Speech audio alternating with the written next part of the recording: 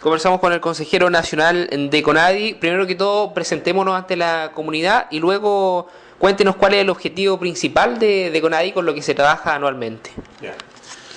Primero, Mari Pupeñi Pulamien, Incheta Jaime Huincahue Melipil Pinguein, Fachante Melealo Tufachi Guariameu, La Unión Pinguein, Tañi Cuzau Melealu, consejero nacional de la CONADI Pinguein.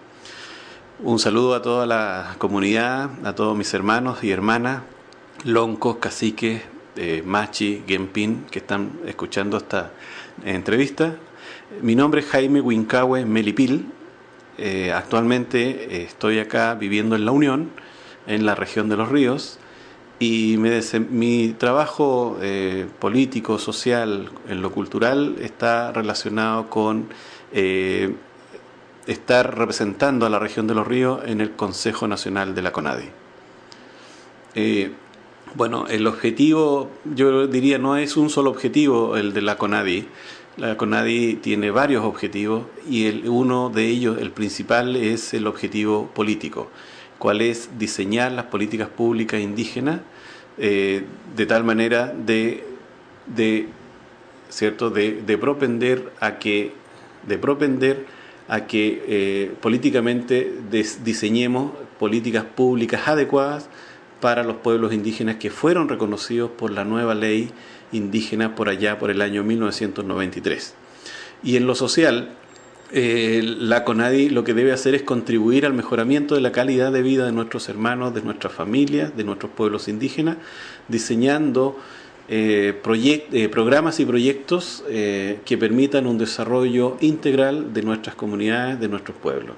Por ejemplo, el programa de Tierras y Agua, que es un gran programa que tiene muchísimos recursos, anterior a este gobierno estaba solamente en la entrega de tierras y compras de tierra.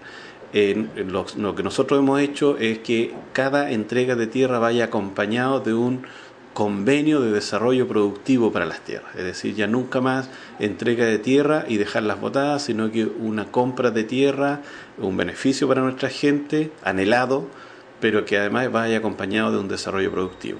En lo cultural, la CONADI debe, por ley, proteger, preservar la máximo elemento de nuestra cultura, la máxima cantidad de nuestros elementos de nuestra cultura, principalmente la protección del idioma. El idioma, nuestras lenguas nativas están en peligro de extinción y por lo tanto la CONADI debe tomar un rol importante en la preservación de las tradiciones y costumbres que son de nuestros pueblos.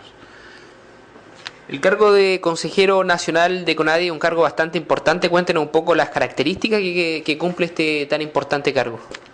Bueno, este cargo fue contemplado por el legislador cuando se creó la nueva ley indígena 19.253. Cuando se creó la CONADI se diseñó con un consejo superior liderado por un director nacional y 16 miembros. Estos 16 miembros están distribuidos de 8 miembros gubernamentales, podríamos llamarle, que en el fondo son 5 nominados por el gobierno de turno y 3 designados por el presidente de la República. En ese 3 estoy yo. Luego tenemos los 8 consejeros de los pueblos indígenas a nivel nacional, que son propuestos por las comunidades y asociaciones indígenas y elegidos por el presidente. Con eso entonces se compone un gran Consejo Nacional de la CONADI representando, por ejemplo, 4 personas representan al pueblo mapuche en el Consejo, 1 representa al pueblo aymara, otro al pueblo atacameño, otro al pueblo rapanui y un hermano de otro pueblo o del mismo pueblo mapuche representa a los urbanos, ya que son bastante mayoría también en estas regiones.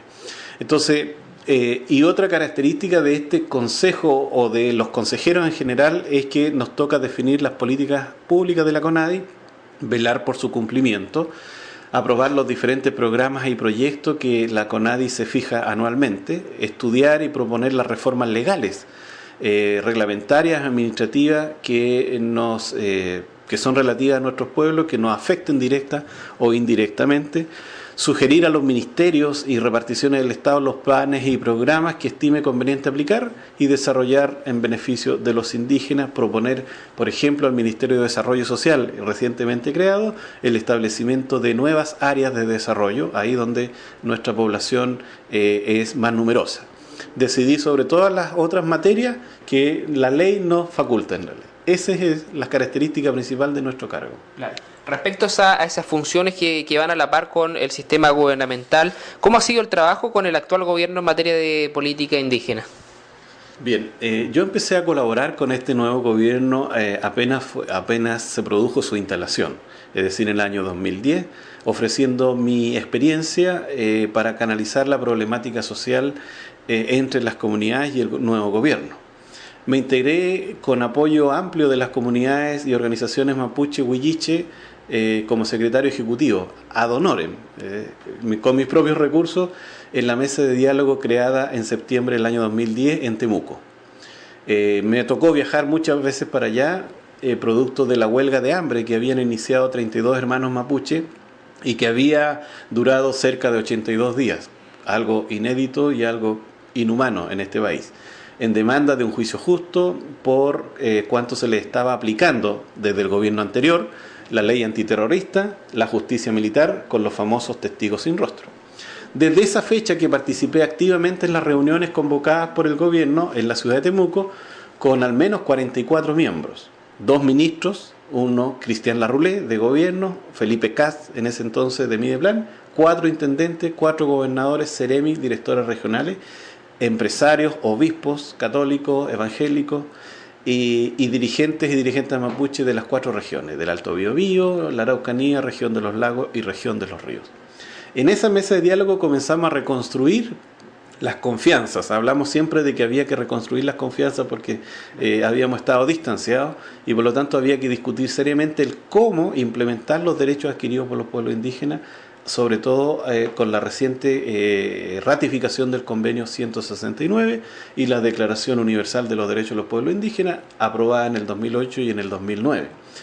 Entonces, ¿y cómo solucionamos las demandas políticas, sociales y culturales del pueblo mapuche en este siglo XXI y en este gobierno que le tocaba presidir al presidente Piñera?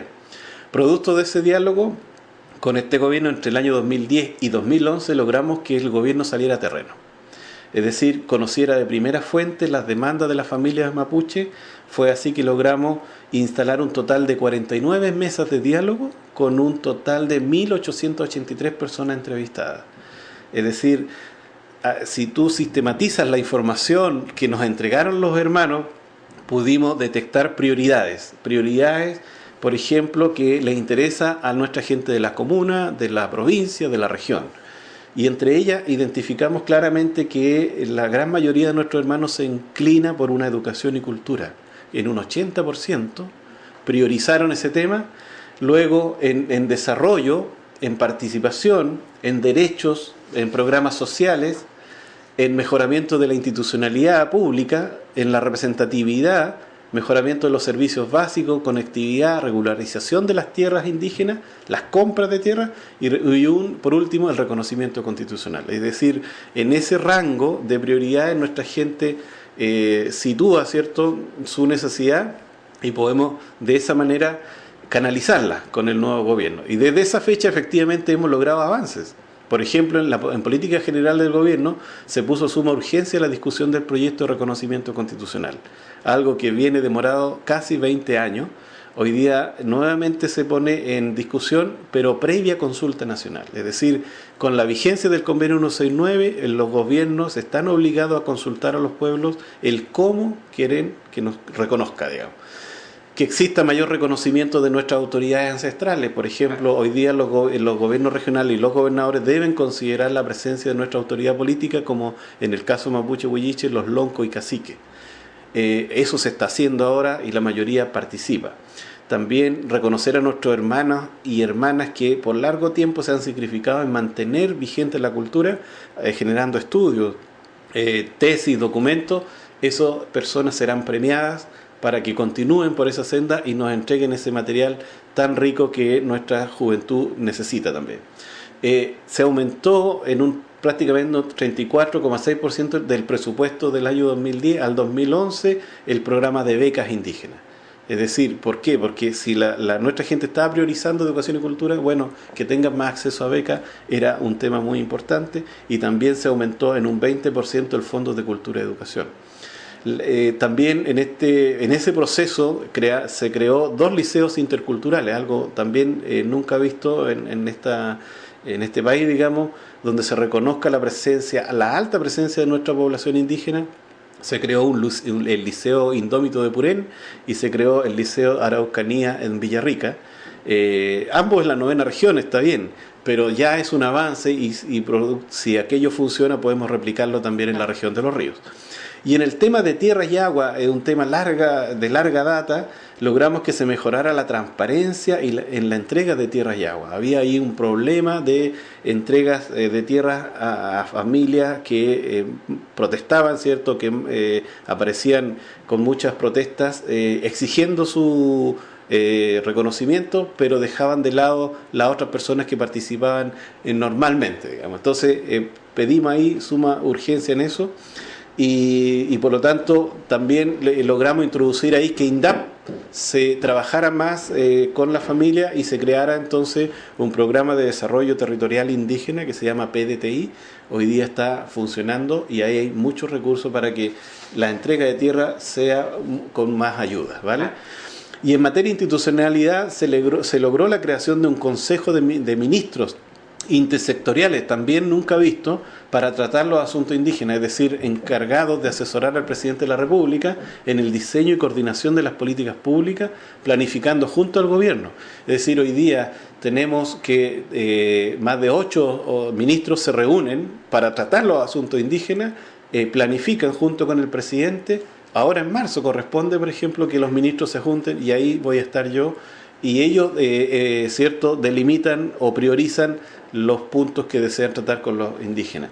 Se propuso también al gobierno continuar implementando el convenio 169 a nivel gubernamental, central, regional, y crear un mecanismo apropiado y consensuado de consultas.